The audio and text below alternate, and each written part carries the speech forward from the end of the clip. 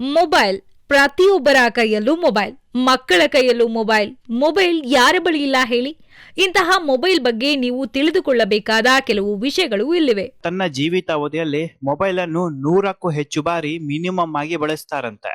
ಮನುಷ್ಯನ ಆಪ್ತ ಮಿತ್ರ ಈ ಒಂದು ಮೊಬೈಲ್ ಹೇಗೆ ಹುಟ್ಟುತ್ತೆ ಗೊತ್ತಾ? ಇದು ಕೇವಲ ಒಂದು ಪ್ಲಾಸ್ಟಿಕ್ ಬಾಕ್ಸ್ ಅಲ್ಲ. ಇದರಲ್ಲಿ ಸಾವಿರಾರು ಸಣ್ಣ ಭಾಗಗಳು ಇದೆ, ನೂರಾರು ಯಂತ್ರಗಳು ಇದೆ, ಡಜನ್ ಗಟ್ಟಲೆ ಪರೀಕ್ಷೆಗಳು ಮತ್ತು ಶೇಕಡ 0.01 ತಪ್ಪಿಗೂ ಅವಕಾಶ ಇಲ್ಲದಂತಹ ತಂತ್ರಜ್ಞಾನ ಇದೆ. ಗೆಳೆಯರೆ, ನಿಮಗೆ ಗೊತ್ತಾ, ಒಂದು ಸಣ್ಣ ಚಿಪ್ ತಪ್ಪಾದರೂ ಮೊಬೈಲ್ ಡೆಡ್ ಆಗುತ್ತೆ. ಒಂದು ವೈರ್ ತಪ್ಪಾದರೂ ಸ್ಕ್ರೀನ್ ಕೆಲಸನೇ ಮಾಡೋದಿಲ್ಲ. ಒಂದು ಸಣ್ಣ ಸ್ಕ್ರೂ ಸರಿಯಾಗಿ ಹಾಕಿಲ್ಲ ಅಂದ್ರೆ ಫೋನ್ ಬಿಸಿ ಆಗುತ್ತೆ. ಗೆಳೆಯರೆ, ಇವತ್ತು ನಿಮ್ಮನ್ನು ನಾನು ಕರ್ಕೊಂಡು ಹೋಗ್ತಾ ಇರೋದು ಪ್ರಪಂಚದ ಅತ್ಯಂತ ಒಂದು ಸೀಕ್ರೆಟ್ ಲೋಕಕ್ಕೆ. ಇದೇ ಆಂಡ್ರಾಯ್ಡ್ ಮೊಬೈಲ್ ಫ್ಯಾಕ್ಟರಿ ಒಳಗಡೆ. ಈ ಒಂದು ಫ್ಯಾಕ್ಟರಿ ಒಳಗಡೆ ಮೊಬೈಲ್ ಮೆದುಳು ಹೇಗೆ ತಯಾರಾಗುತ್ತೆ, ಸ್ಕ್ರೀನ್ ಎಲ್ಲಿ ಬರುತ್ತದೆ, ಬ್ಯಾಟರಿ ಹೇಗೆ ಸೇರಿಸಲಾಗುತ್ತೆ, ಕ್ಯಾಮ್ರಾ ಹೇಗೆ ಅಳವಡಿಸ್ತಾರೆ, ಒಂದು ಮೊಬೈಲ್ ಬಾಕ್ಸಿಗೆ ಹೋಗುವ ಮುಂಚೆ ಎಷ್ಟು ಟೆಸ್ಟ್ ಪಾಸ್ ಆಗುತ್ತೆ ಮತ್ತು ಯಾಕೆ ಕೆಲವು ಮೊಬೈಲ್ಗಳು ಫ್ಯಾಕ್ಟರಿಯಲ್ಲೇ ರಿಜೆಕ್ಟ್ ಆಗುತ್ತದೆ. ನೀವು ಖರೀದಿ ಮಾಡುವ ಮೊಬೈಲ್ ಕೇವಲ 15 ಅಥವಾ 30 ನಿಮಿಷಗಳಲ್ಲಿ ಅಸೆಂಬಲ್ ಆಗೋದಿಲ್ಲ. ಇದು ಒಂದು ದೀರ್ಘ ಪ್ರಕ್ರಿಯೆ. ಮೊಬೈಲ್ಗಳು ತಯಾರಾಗುವ ಫ್ಯಾಕ್ಟರಿಗೆ ಮೊಬೈಲ್ ಕಾಂಪೋನೆಂಟ್ಸ್ಗಳು ಬರುತ್ತೆ. ಗೆಳೆಯರೆ, ಈಗ ನಿಮ್ಮ ಬಳಿ ಒಂದು ಕಾರ್ ಇದೆ. ಎಲ್ಲ ಒಂದೇ ಜಾಗದಲ್ಲಿ ಕಾರನ್ನು ತಯಾರಿಸ್ತಾರಾ? ಖಂಡಿತವಾಗಿಯೂ ಇಲ್ಲ. ಚಕ್ರ ಬೇರೆ ಕಡೆಯಿಂದ ಬರುತ್ತೆ, ಬ್ಯಾಟರಿ ಬೇರೆ ಕಡೆಯಿಂದ ಬರುತ್ತೆ, ಒಳಗಡೆ ಇರುವ ವೈರ್ಗಳು ಕೂಡ ಬೇರೆ ಕಡೆಯಿಂದ ಬರುತ್ತೆ. ಎಲ್ಲಾ ಕಾಂಪೋನೆಂಟ್ಸ್ ಅನ್ನು ಸೇರಿಸಿ ಒಂದು ಫ್ಯಾಕ್ಟರಿಗೆ ತಗೊಂಡು ಬರ್ತಾರೆ. ಅಲ್ಲಿ ಎಲ್ಲವನ್ನು ಜೋಡಣೆ ಮಾಡಿ ಕಾರನ್ನು ತಯಾರಿಸ್ತಾರೆ. ಸೇಮ್ ಇದೇ ರೀತಿ ಮೊಬೈಲ್ ಕೂಡ ತಯಾರಾಗುತ್ತೆ. ಮೊಬೈಲ್ ಒಂದು ಸಾಧಾರಣ ವಸ್ತು ಅಲ್ಲ. ಮೊಬೈಲ್ ಒಂದು ದೊಡ್ಡ ಪಜಲ್ ಆಟದ ರೀತಿ ಕಂಡು ಬರುತ್ತೆ. ಬಹಳ ಚಿಕ್ಕ ಚಿಕ್ಕ ಭಾಗಗಳು ಸೇರಿ ಒಂದು ಮೊಬೈಲ್ ಆಗುತ್ತದೆ. ಮೊಬೈಲಿನ ಎಲ್ಲಾ ಭಾಗಗಳು ಒಂದೇ ಫ್ಯಾಕ್ಟರಿಯಲ್ಲಿ ಮಾಡೋದಿಲ್ಲ, ಬೇರೆ ಬೇರೆ ದೇಶಗಳಲ್ಲಿ ಮಾಡ್ತಾರೆ. ನಂತರ ಎಲ್ಲಾ ಒಂದೇ ಜಾಗಕ್ಕೆ ತಂದು ಒಂದು ಫ್ಯಾಕ್ಟರಿಗೆ ತಗೊಂಡು ಬರ್ತಾರೆ. ಗೆಳೆಯರೆ, ನೀವು ನೋಡ್ತಾ ಇರೋದು ಪ್ರೊಸೆಸರ್ ಚಿಪ್ ತಯಾರಿಕೆ. ಮನುಷ್ಯನಿಗೆ ಹೇಗೆ ಮೆದುಳು ಕೆಲಸ ಮಾಡುತ್ತೋ ಅದೇ ರೀತಿ ಮೊಬೈಲ್ಗೆ ಮೆದುಳು ಈ ಒಂದು ಪ್ರೊಸೆಸರ್ ಚಿಪ್. ಮೊಬೈಲ್ ಅಲ್ಲಿ ಗೇಮ್ ಆಡಿದಾಗ, ವಿಡಿಯೋ ನೋಡಿದಾಗ, ಫೋಟೋ ತೆಗೆದಾಗ ಈ ಒಂದು ಚಿಪ್ ಯೋಚಿಸಿ ಕೆಲಸ ಮಾಡುತ್ತೆ. ಈ ಒಂದು ಪ್ರೊಸೆಸರ್ ಚಿಪ್ ಬಹಳ ಚಿಕ್ಕದು, ಅಕ್ಕಿ ಕಾಳಿಗಿಂತಲೂ ಚಿಕ್ಕದು ಅಂತ ಹೇಳಿದರೂ ತಪ್ಪಾಗಲ್ಲ. ಈಗ ನೀವು ನೋಡ್ತಾ ಇರೋದು ಮದರ್ ಬೋರ್ಡ್ ತಯಾರಿಕೆಯ ಘಟಕ. ಮದರ್ ಬೋರ್ಡ್ ಅಂದ್ರೆ ಮೊಬೈಲ್ ಒಳಗಿನ ರಸ್ತೆಯ ನಕ್ಷೆ. ಮದರ್ ಬೋರ್ಡ್ ಒಳಗಡೆ ಸಣ್ಣ ಸಣ್ಣ ಲೈನ್ಗಳು ಇರುತ್ತೆ, ನೋಡೋದಕ್ಕೆ ರಸ್ತೆಯ ರೀತಿ ಕಂಡು ಬರುತ್ತೆ. ಈ ಒಂದು ಮದರ್ ಬೋರ್ಡ್ ಮೂಲಕ ಮೊಬೈಲ್ಗೆ ವಿದ್ಯುತ್ ಹೋಗುತ್ತೆ, ಮಾಹಿತಿ ಹೋಗುತ್ತೆ, ಎಲ್ಲಾ ಭಾಗಗಳು ಮಾತನಾಡುತ್ತೆ. ಅಂದರೆ ಎಲ್ಲಾ ಭಾಗಗಳು ಕೆಲಸ ಮಾಡುತ್ತೆ. ಇವುಗಳ ಜೊತೆ ಸ್ಕ್ರೀನ್, ಕ್ಯಾಮರಾ, ಬ್ಯಾಟರಿ, ಸ್ಪೀಕರ್ ಮತ್ತು ಮೈಕ್ಗಳು ಎಲ್ಲವೂ ಜೊತೆಯಲ್ಲಿ ಫ್ಯಾಕ್ಟರಿಗೆ ಬರುತ್ತೆ. ಮೊಬೈಲಿನ ಎಲ್ಲಾ ಭಾಗಗಳು ಕಾರ್ಖಾನೆಗೆ ಬಂದ ಮೇಲೆ ಮುಂದಿನ ಹಂತ ಶುರು ಆಗುತ್ತೆ. ಮುಂದಿನ ಹಂತ SMT ಲೈನ್. SMT ಅಂತಂದ್ರೆ ಸರ್ಫೇಸ್ ಮೌಂಟ್ ಟೆಕ್ನಾಲಜಿ. ಪ್ರತಿಯೊಂದು ಮೊಬೈಲ್ ತಯಾರಿಕೆಯ ಕಾರ್ಖಾನೆ ಒಳಗಡೆ ಒಂದು ಮ್ಯಾಜಿಕ್ ರೂಮ್ ಇರುತ್ತೆ. ಈ ಒಂದು ಮ್ಯಾಜಿಕ್ ರೂಮ್ ಅನ್ನೇ SMT ರೂಮ್ ಅಥವಾ SMT ಲೈನ್ ಅಂತ ಕರೀತಾರೆ. ಹೊರಗಡೆಯಿಂದ ಮೊಬೈಲ್ ಕಾರ್ಖಾನೆಗೆ ಬಂದಿರುವ ಈ ಒಂದು ಮದರ್ ಬೋರ್ಡ್ ಗಳಿಗೆ ಚಿಕ್ಕ ಚಿಕ್ಕ ಭಾಗಗಳನ್ನು ಅಂಟಿಸಬೇಕು.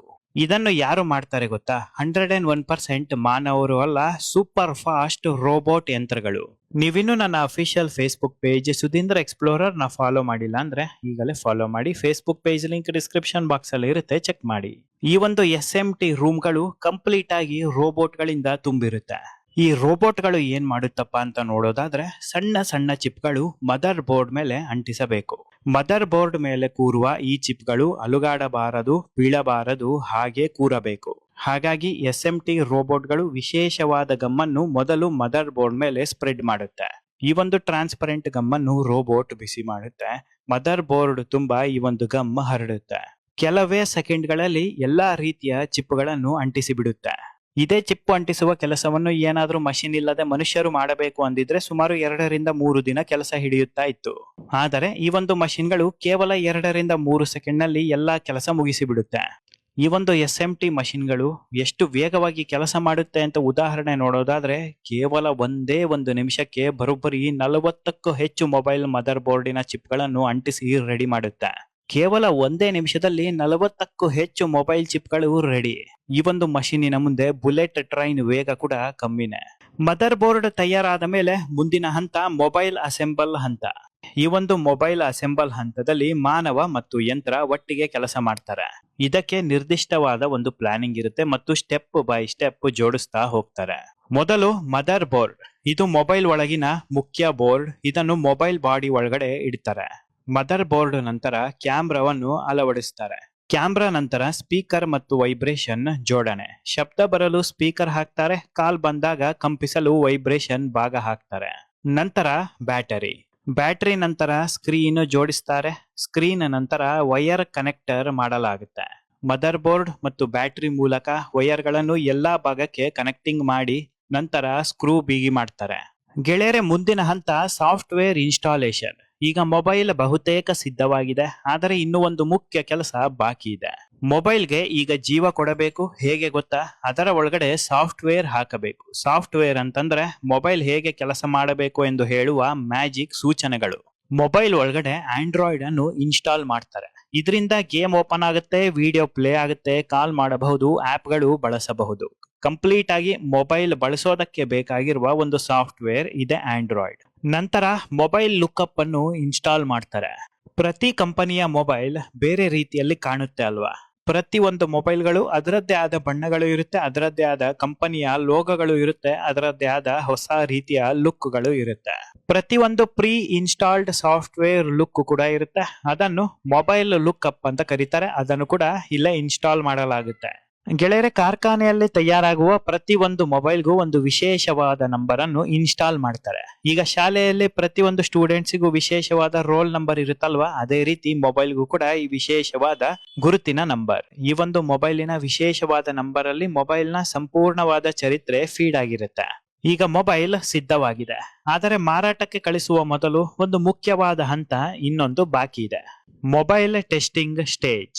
ಕಾರ್ಖಾನೆಯಲ್ಲಿ ಮೊಬೈಲ್ ಪರೀಕ್ಷೆ ಮಾಡಲಾಗುತ್ತೆ. Screen touch test.